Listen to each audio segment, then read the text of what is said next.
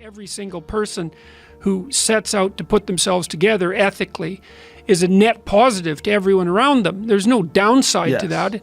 You know, and my book has been criticized by people who've read it very poorly, especially chapter 1 when I talk about hierarchies, that I'm somehow supporting the idea that power in a hierarchy is the right way to be. And there's absolutely nothing in what I've written that suggests that at all. Like, I'm suggesting that human hierarchies are very complex, and that the way that you win in a human hierarchy is by being competent and reciprocal. And so, I mean, for example, even if you're selfish, let's say, you got to think very carefully about what that would mean if you were selfish and awake, because you have to work to take care of yourself and what you want, say, in this moment. But then there's you tomorrow, and there's you next week, and there's you next month and next year and 10 years from now and when you're old. So because you're self-conscious and because you're aware of the future, you're actually a community unto yourself. And if you're selfish and impulsive, all that means is that you're serving the person you are right now, you know, in that impulsive way, but not the person you're going to be. And so that's not a good grounds for any sort of ethical behavior. And I see that if you serve yourself properly, there's no difference between that and serving your family properly and serving your community properly, that those things all mesh in a kind of a harmonious manner.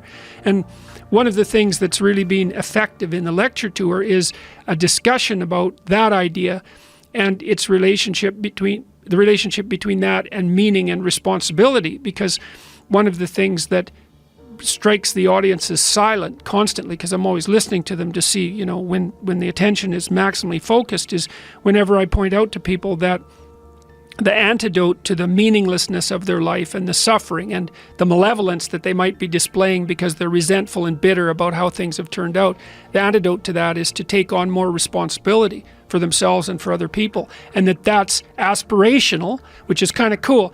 You know, the conservative types, the duty types, and I'm not complaining about them, you know, they're always basically saying, well, this is how you should act, because in some sense that's your duty, right? That's how a good citizen would act. And that's a reasonable argument. But the case that I've been making is more that, well, there is value distinctions between things.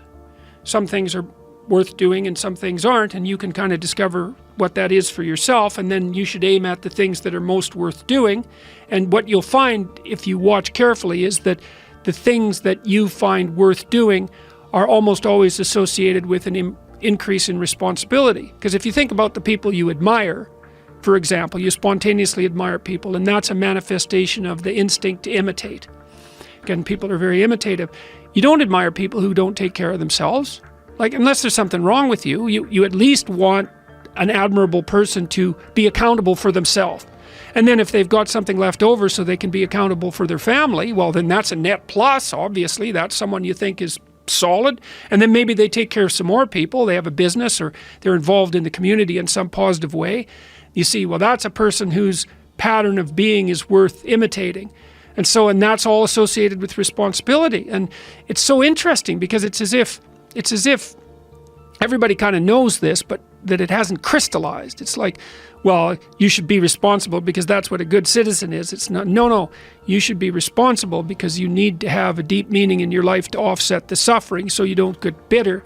And the way you do that is to bear a heavy load, you know, to get yourself in check for you now and for you in the future, and then to do the same for your family and your community, and that there's real nobility in that, and there's real meaning.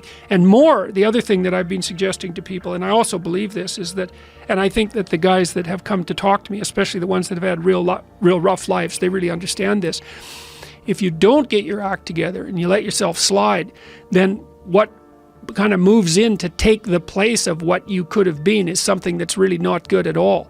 So it's not only that if you're living like a dissolute life, that you're not aiming at anything positive, and so you don't have any real meaning, and you're subsumed by anxiety and all of that and hopelessness, but something kind of hellish moves in there too to occupy that place, and so then you end up making things worse. And when, you know, one of the things I learned about studying totalitarian systems, whether they were on the right or the left, was that part of the reason that the totalitarian horrors of the 20th century manifested themselves was because average people didn't take on the proper responsibility. They shut their eyes when their eyes should have been open, even though they knew it. And they did and said things they knew they shouldn't have done and said.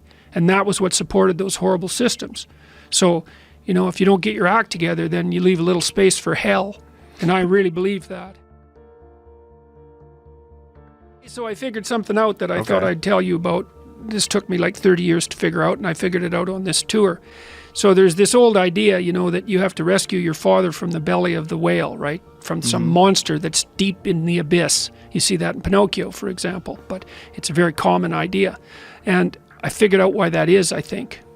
So imagine that we already know from a clinical perspective that, you know, if you set out a path towards a goal, which you want to do because you need a goal and you need a path, because that provides you with positive emotion, right? So you set up something as valuable, so that implies a hierarchy. You set up something as valuable. You decide that you're going to do that instead of other things, so that's kind of a sacrifice, because you're sacrificing everything else to pursue that. And then you experience a fair bit of positive emotion and meaning as you watch yourself move towards the goal. And so the implication of that is that the better the goal, the more full and rich your experience is going to be when you pursue it. So that's one of the reasons that's one of the reasons for developing a vision and for fleshing yourself out philosophically, because you want to aim at the highest goal that you can manage. Okay, so you do that, and then what you'll find is that as you move towards the goal, there are certain things that you have to accomplish that frighten you. You know, maybe you have to learn to be a better speaker, a better writer, a better thinker, or you have to be better to people around you, or you have to learn some new skills and you're afraid of that, whatever, because it's going to stretch you if you pursue a goal, and so that'll put you up against challenges. Okay, so all the clinical data indicates, well, the opposite of safe spaces, as Jonathan Haidt has been pointing out, that what you want to do when you identify something that someone is avoiding that they need to do because they're afraid, you have them voluntarily confront it. And so you break it down. What you try to do if you're a behavior therapist is you break down the thing they're avoiding into smaller and smaller pieces until you find a piece that's small enough so they'll do it. And it doesn't really matter as long as they start it. You know, then they can put the next piece on and the next piece. And what happens is they don't get less afraid exactly, they get braver. They get it's like there's more of them. And here's why. So imagine you do something new, and that's informative, right? There's information in the action, and then you can incorporate that information and turn it into a skill and turn it into a transformation of your perceptions. So there's more to you because you've tried something new. So that's one thing. But the second thing is, and there's good biological evidence for this now, that if you put yourself in a new situation, then new genes code for new proteins and build new neural structures and new nervous system structures. Same thing happens to some degree when you work out, right? Because your muscles are responding to the load, but your nervous system does that too. So you imagine that there's a lot of potential you locked in your genetic code. And then if you put yourself in a new situation, then the stress, that's the situational stress that's produced by that particular situation, unlocks those genes and then builds new parts of you. And so that's very cool, because who knows how much there is locked inside of you. Okay, so now here's the idea. So let's assume that scales as you take on heavier and heavier loads. That more and more of you get more and more informed because you're doing more and more difficult things, but more and more of you gets unlocked. And so then what that would imply is that if you got to the point where you could look at the darkest things, so that would be the abyss, right? That would be the deepest abyss. If you could look at the harshest things, like the most brutal parts of the suffering of the world and the malevolence of people and society, if you could look at that straight and directly, that would turn you on maximally. And so that's the idea of rescuing your father, because imagine that you're like the potential composite of all the ancestral wisdom that's locked inside of you biologically. But that's not going to come out at all unless you stress yourself, unless you challenge yourself. And the bigger the challenge you take on, the more that's going to turn on. And so that as you take on a broader and broader range of challenges and you push yourself harder, then more and more of what you could be turns on, and that's equivalent to transforming yourself into the ancestral father. Because you're like what would you call it? You're the consequence of all these living beings that have come before you. And that's all part of your biological potentiality. And then if you can push yourself, then all of that clicks on. And that turns you into who you could be. That's the re-representation of that positive ancestral father. So that's why you rescue your father from the belly of the beast. The two major problems that people face, obviously, are suffering, tragedy, and malevolence. And so that's the other thing that you're responsible for, is that you're supposed to look at the capacity for human evil as clearly as you possibly can, which is a very terrifying thing. You know, that causes post-traumatic stress disorder in people that aren't accustomed to it. And in the mythology that's associated with the encounter with evil, it's almost always the case that the entity that does the encountering, even if it does it voluntarily, is hurt by it. So the Egyptian god Horus, for example, who's the eye and the falcon, the thing that can see and pay attention, when he encounters his evil uncle Seth, who's the precursor of Satan, he loses an eye, because it's no joke to encounter malevolence. You know, it can really shake you. But the idea would be that if you can face the malevolence and you can face the suffering, then that opens the door to your maximal potential. And then the optimistic part of that is, and this is why it's so useful to peer into the darkness, let's say, the optimistic part of that is that although the suffering is great and the malevolence is deep, your capacity to transcend it is stronger.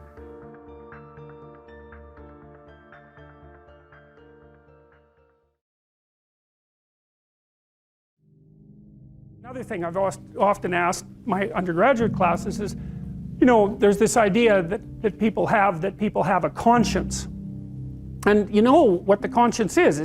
It's this feeling or voice you have in your head just before you do something that you know is stupid, telling you that probably you shouldn't do that stupid thing. You don't have to listen to it, strangely enough.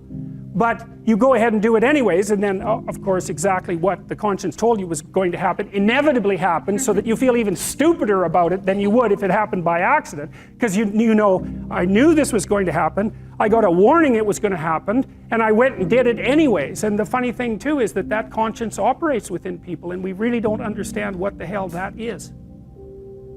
So you might say, well, what would happen if you abided by your conscience for 5 years or for 10 years? What sort of position might you be in? What sort of family might you have? What sort of relationship might you be able to forge?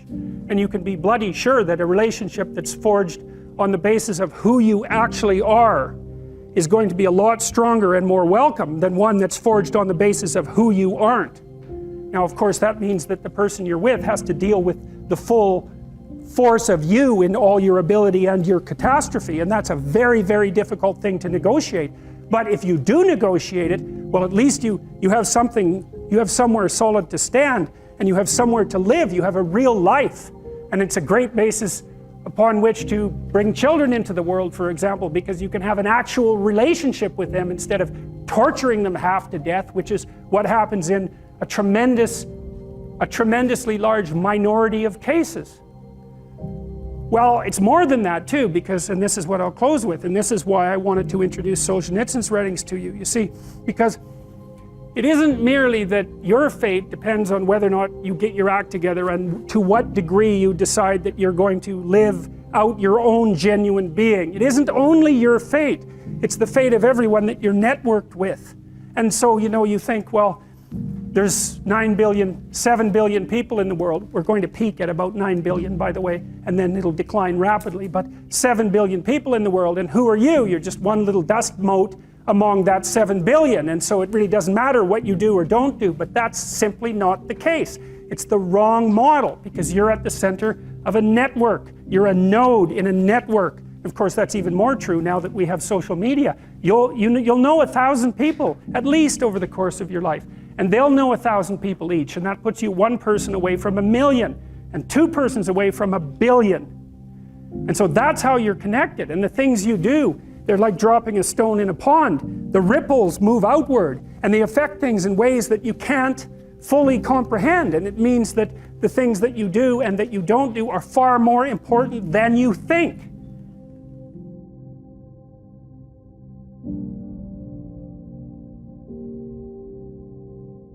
If you can teach people to stand up in the face of the things they're afraid of, they get stronger.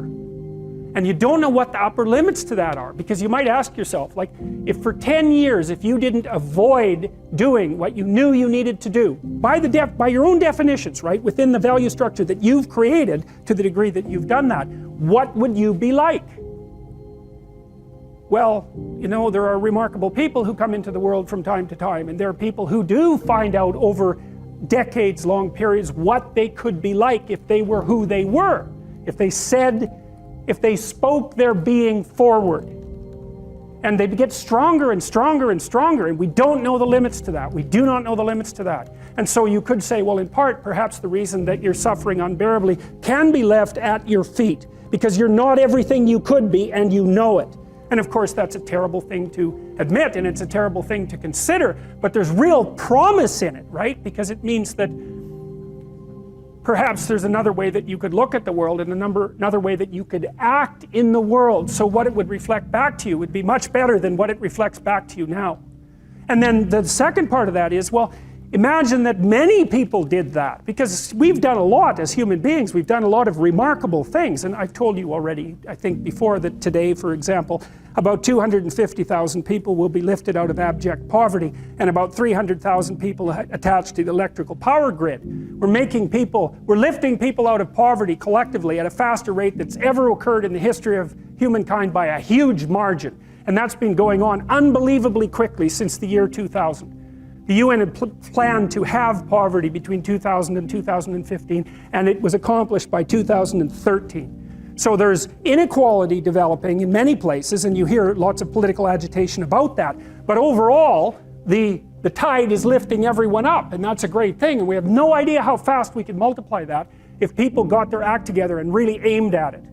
Because, you know, my experience is with people that we're probably running at about 51% of our capacity. I mean, you can think about this yourselves. I often ask undergraduates how many hours a day you waste, or how many hours a week you waste. And the classic answer is something like 4 to 6 hours a day. You know, inefficient studying, watching things on YouTube that not only do you not want to watch, that you don't even care about, that make you feel horrible about watching after you're done. That's probably 4 hours right there. You know, you think, well, that's 25 hours a week, it's 100 hours a month, that's 2.5 full work weeks, it's half a year of work weeks per year. And if your time is worth $20 an hour, which is a radical underestimate, it's probably more like 50 if you think about it in terms of deferred wages. If you're wasting 20 hours a week, you're wasting $50,000 a year. And you are doing that right now. And it's because you're young, wasting $50,000 a year is a way bigger catastrophe than it would be for me to waste it, because I'm not going to last nearly as long. And so if your life isn't everything it could be, you could ask yourself, well, what would happen if you just stopped wasting the opportunities that are in front of you? You'd be, who knows how much more efficient? 10 times more efficient, 20 times more efficient. That's the Pareto distribution. You have no idea how efficient people get. It's off the charts. Well, and if we all got our act together collectively and stopped making things worse, because that's another thing people do all the time. Not only do they not do what they should to make things better, they actively attempt to make things worse because they're spiteful or resentful or arrogant or deceitful or homicidal or genocidal, or all of those things all bundled together in an absolutely pathological package. If people stopped really, really trying just to make things worse, we have no idea how much better they would get just because of that. So there's this weird dynamic that's part of the existential system of ideas between human vulnerability, social judgment, both of which are major causes of suffering, and the failure of individuals to adopt the responsibility that they know they should adopt.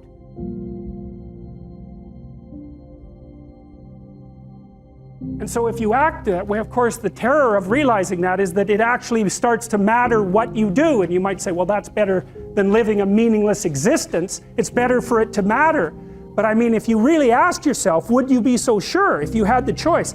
I can live with no responsibility whatsoever. The price I pay is that nothing matters.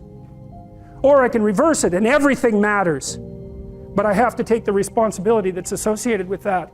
It's not so obvious to me that people would take the meaningful path. You know, when you say, well, nihilists suffer dreadfully because there's no meaning in their life, and they still suffer. Yeah, but the advantage is they have no responsibility. So that's the payoff, and I actually think that's the motivation. Say, well, I can't help being nihilistic. All my belief systems have collapsed. It's like, yeah, maybe.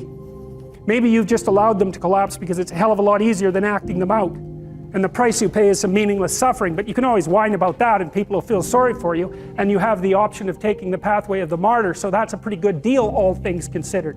Especially when the alternative is to bear your burden properly and to live forthrightly in the world. Well, what Solzhenitsyn figured out, and so many people in the 20th century, it's not just him, even though he's the best example, is that if you live a pathological life, you pathologize your society. And if enough people do that, then it's hell. Really. Really. And you can read the Gulag Archipelago if you have the fortitude to do that, and you'll see exactly what hell is like. And then you can decide if that's a place you'd like to visit, or even more importantly, if it's a place you'd like to visit and take all your family and friends. Because that's what happened in the 20th century.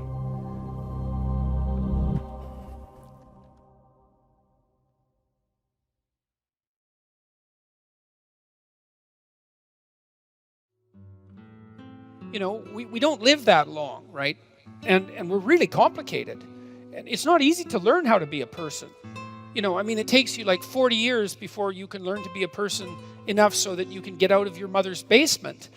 So it's hard. That's half your life before. Well, maybe not 40, but certainly sometimes. It takes a long time to learn how to be a human being. And we're very, very complicated. We're way more complicated than we can understand. You know, and we've been watching each other for a long time, watching ourselves, telling stories about ourselves, trying to draw some wisdom from our self-observations, to teach to our children and to our grandchildren and so forth. And we've codified them in all sorts of strange ways in these memorable stories, fairy tales and myths and religious stories, all of those things. And what are they there for? They're there to remind us who we are, because we need to know who we are. I believe the most important idea that's ever been generated is the idea that men and women are made in the image of God. I think that a culture that isn't predicated on that belief, knowingly or unknowingly, and better knowingly, is doomed to absolute catastrophe. Because there's no reason to assume that there isn't something about us that's of transcendent value. I mean, if for no other reason than the fact of our consciousness, you know, like here we are, we're aware of what there is. And it isn't even obvious that there could be what there is if there wasn't something that's aware of it. And so our very awareness plays an integral role in the fact of being itself. You know, and metaphysics aside, it's hard to see that anything could be more vital than that, more important than that. And then it isn't only that we apprehend reality, you know, and therefore give it shape merely by our perceptions. It's also clearly the case that we partake in its shaping. And we call ourselves on that. You know that you feel guilty and ashamed when you're not doing what you could be doing, when you're not living up to your potential, when you're not making the most of what's offered to you. You understand at a very deep level that you're breaking. There's no other way of saying it. You're breaking a divine commandment. You're offered this unbelievably rich possibility, and it's there for you to grapple with.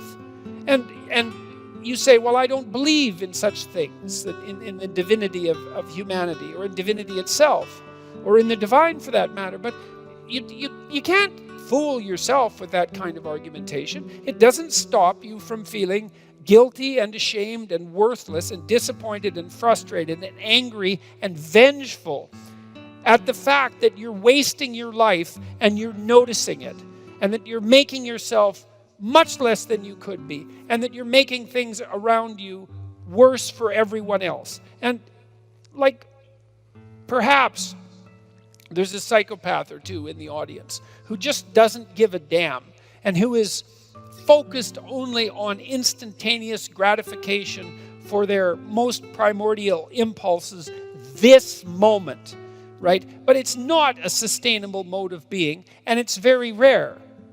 And so the purpose of religious ideas is to wake us up. It's to remind us who we are, right? It's to remind us that we're imbued with a spirit that can be best described in some sense as immortal. It's the spirit that allows all of us to be conscious, that we all participate in simultaneously, that gives rise to the world and shapes it.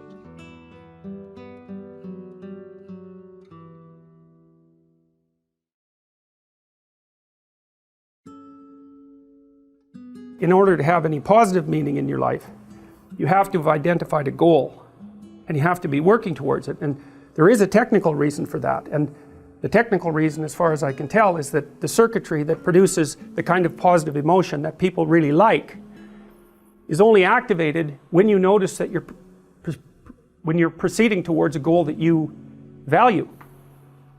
And so that means that if you don't have a goal that you value, you can't have any positive emotion. So technically that's the incentive reward system, and the underlying circuitry is dopaminergic, and when that circuitry is activated, then it's part of the exploratory circuit. It gives you the sense of being actively engaged in something worthwhile. And that's, you tend to think of positive emotion as something produced by reward, but there's two kinds of positive emotion. One is the reward that's associated with satiation, and that's consummatory reward, and that's the reward you get when you're hungry and you eat. But the thing about eating when you're hungry is that it destroys the framework within which you were operating, right? It's time to eat. Well, you eat, and then that framework's no longer relevant. So the consummatory reward eliminates the value framework, and then you're stuck with, well, what are you going to do next? And so the consummatory reward has with it its own problems, but the incentive reward is constantly what keeps you moving forward.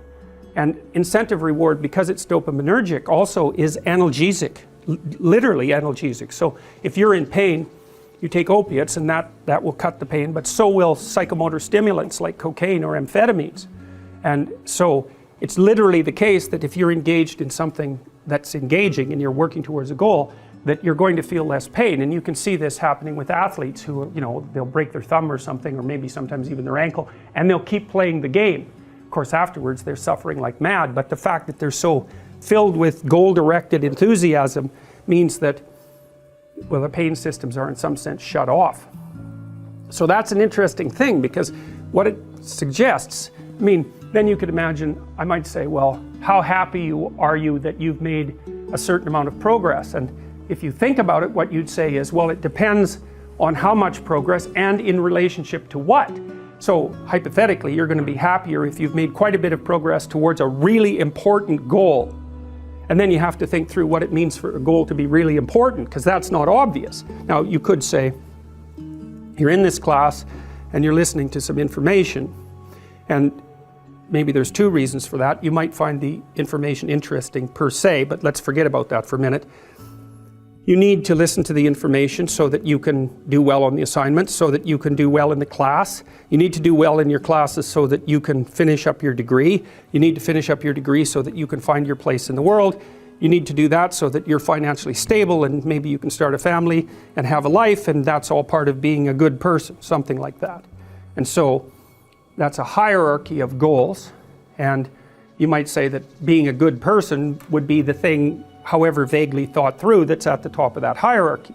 And then when you're doing things that serve that ultimate purpose, then you're going to find those more meaningful, and that meaning is actually produced as a consequence of the engagement of this exploratory circuit that's nested right down in your hypothalamus. It's really, really old. It's as old as thirst, and it's as old as hunger. It's really an old system. And so you want to have that thing activated.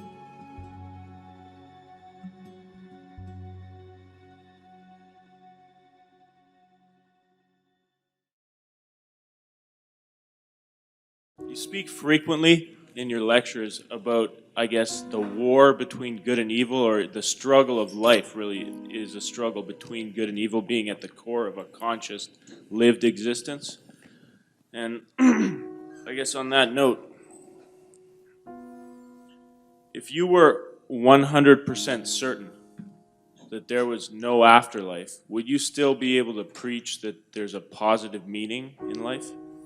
If you were 100% certain. Some atheists seem to be 100% certain, and yet they still preach that there's some positive meaning to life. Would you be one of those, or would you turn into Cain, so cynical?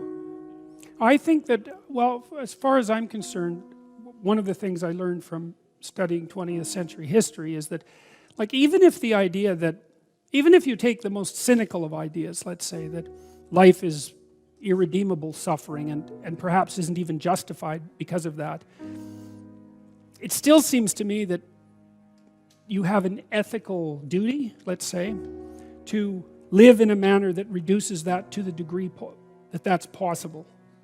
And I think that that can be experienced as meaningful in some sense independently of the transcendent context. Now, I don't exactly know how to strip off the transcendent context, because one of the things I would say that's happened to me is, because I've spent so much time looking at the horrible things that people have done, is that it's like Jung said that this is one of his famous quotes. He said, "No tree can reach up to heaven unless its roots reach down to hell." And so as I've dug deeper into the depravity of human beings, my sense of the possibility of human beings has also grown, what would you say, in proportion. And until I've become convinced, actually, that good is a more powerful force than evil, even though evil is an unbelievably powerful force. And so I can't really strip the transcendent away. Now, what bearing that has on eternity, say on an afterlife, I mean, I can't say anything about that. The only thing I guess I can say is that there are many things about being that we don't understand in the least. And we don't understand the nature of consciousness or the nature of time.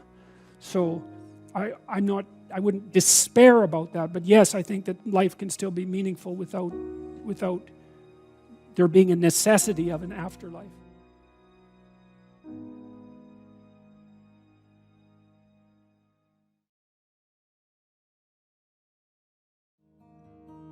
So I might say, well, why are you going to university? Or I might say, what are you doing right now? And then the answer would be, well, I'm sitting in class. And then the question would be, well, why are you sitting in class? And the answer to that would be, well, because I want to take this course. And why? Well, it's because I want to get my degree. So why? Well, because I want to be prepared for a career and a productive and high quality life when I get out. Well, why? Well, you can keep saying why pretty much indefinitely, and as you answer, you go farther and farther out in time scales. Now, it's a tricky thing, because one of the things I might tell you, this is a very complex cognitive problem, is, well, where should you stop? So, for example, I could say to you, do you want $100 an hour, or do you want 50,000 years in 75 years? You're going to think, well, I'll probably take the $100 now. Well, how about 200 years? It's like, well, I'm not going to be there. I'll take the $100 now. Well, so obviously thinking out 200 years is not that helpful. Now, you might think, well, no, you should calculate the effects of your actions on the vastest time span possible and include the largest number of people if you're really going to equilibrate it. But the problem is you can't do the computations, because you get this thing called combinatorial explosion happening, which is that it's like a chessboard. You make one move, okay, fine. But then you could make 4, and then with each of those you could make 4 more, and then with each of those you could make 4 more, and soon if you're looking 20 moves ahead, it's like there's so many moves that the other person could possibly make that looking that far ahead is pointless. You can't do the computations. And so we don't know how far you should look into the future. It depends on how stable your environment is. But 1 month seems okay. A year, yeah. 3 to 5 years, that's what I'll have you do when you do the future authoring program. 20 years? Probably not. And the reason for that is the margin of error in your prediction grows so large that your prediction isn't worth anything. And you can really see how that's the case now, because like, what's it going to be like in 20 years? When I was a kid, I used to read science fiction. It was like plausible accounts of the potential future. It's like, now? Who knows? Anything could happen. Anything could happen. You know, you could be 3/4 robot in 20 years. You could have a lifespan of 10,000 years. I mean, we just do not know. We could be living in caves again with everything in ruins. We don't have a clue what's going to happen. So 20-year span, I would say, you know, get friendly with computers. So 20-year span's too long. So, okay, anyways, what I'm pointing out is that you have to calculate what you're doing across multiple spans of time, and in that combination, you know, in combination with many, many people. And that makes things very complex, but that's how you're building the structures that you live with.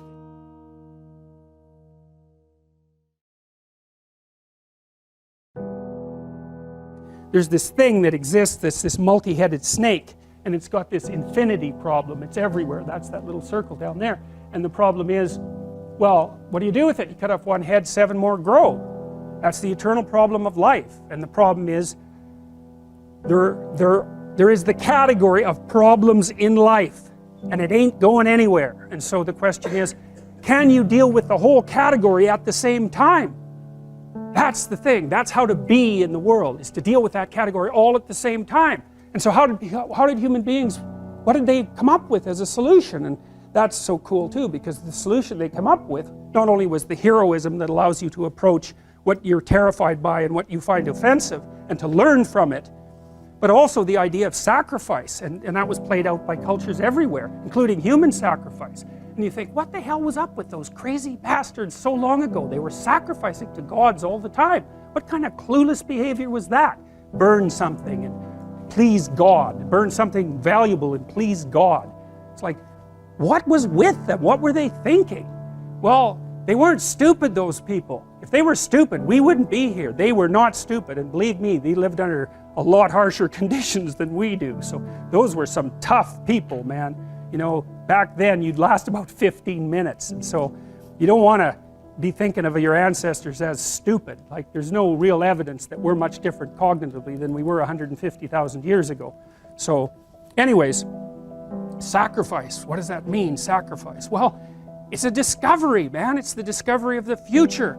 It's like the future is actually the place where there is threat, and it's always going to be there. So what do? You make sacrifices in the present so that the future is better.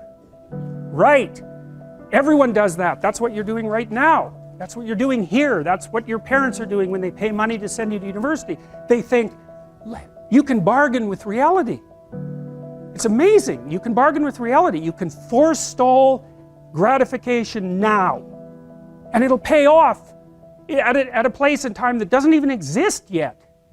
It's like, who would have believed that? It's like, that's a miracle that occurs. And it's not like people just figured that out overnight. You know, we were chimps, for Christ's sake. Like, how are we going to come up with an idea like that? Well, it's like, well, we thought about it for 7 million years. And, you know, we got to the point where we could kind of act it out. But we didn't know what we were doing. But it emerged like a dream. So the terror of the future is a dream. And the solution to the terror, the dream of the terror of the future, is another dream. And it comes out in mythology and in fantasy and in drama, where you act out the sacrifice. And then it's a step on the way to full understanding. So we can say sacrifice now instead of doing it, you know, although we still do it. It's just not concretized like it used to be. We do it abstractly. And we all have faith that it will work, you know, and we also set up our society so that it'll work. And one thing about, you know, I'm not a fan of moral relativism for a variety of reasons, partly because I think it's an extreme form of cowardice. But anyways, apart from that, no. There's minimal ways that you can set up a society that will work. And so one of them is that the society has to be set up so that your sacrifices will pay off, or you won't work, and then the society will die. And so it has to make promises. People have to make promises to one another. And that's what money is. Money is a promise that your sacrifice will pay off in the future. That's what money is. And so if the society is stable, you can store up your work right now, you can sacrifice your impulses, and you can work, and you can store up credit for the future, and then you can make the future a better place. But society has to be stable enough to allow for that. Hyperinflation will do you in. So the promise that's implicit in the currency is the promise that what you're doing now will pay off in the future. And if people don't have that promise, then, well, we know what they do. Because in gangs, for example, in say gangs in North America, the time horizon of the gang members shrinks rapidly because they don't really expect to be alive much past 21. And so they get really impulsive and violent, and like, why the hell not? That's what you do when the future doesn't matter, when it's not real. You default back to living in the moment, and you take what you can get right now. And no wonder, because you don't know if you're going to be around in a year. And you get whatever you can while you can bloody well get it. And that's like anarchy, that state. And so you don't want to live in, some people like to live in that state because they're really wired for that, you know. And so they're much more comfortable in those conditions. They're kind of like warrior types, I would say, in some sense. But, you know, for most people, that's just, well, that stress will just do you in, you know, the stress of a life like that.